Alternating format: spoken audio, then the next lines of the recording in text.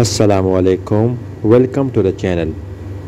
Today I am going to start a series of short clips on various questions regarding insulin use in outpatient type 2 diabetes.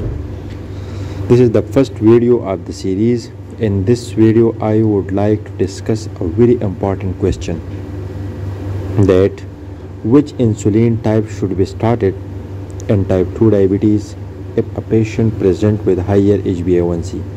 So there are two types of insulin which are preferred. One is the premixed insulin and the other is the basal insulin.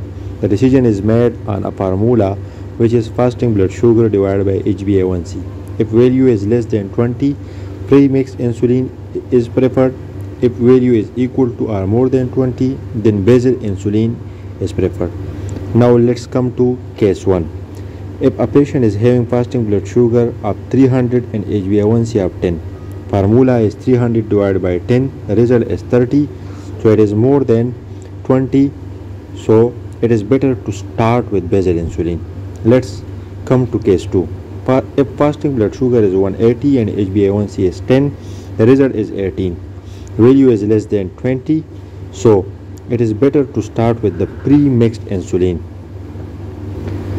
The logic for this formula is higher ratio means there is higher contribution of fasting to HbA1c, and lower ratio suggests more contribution of post-meal or postprandial glucose to HbA1c.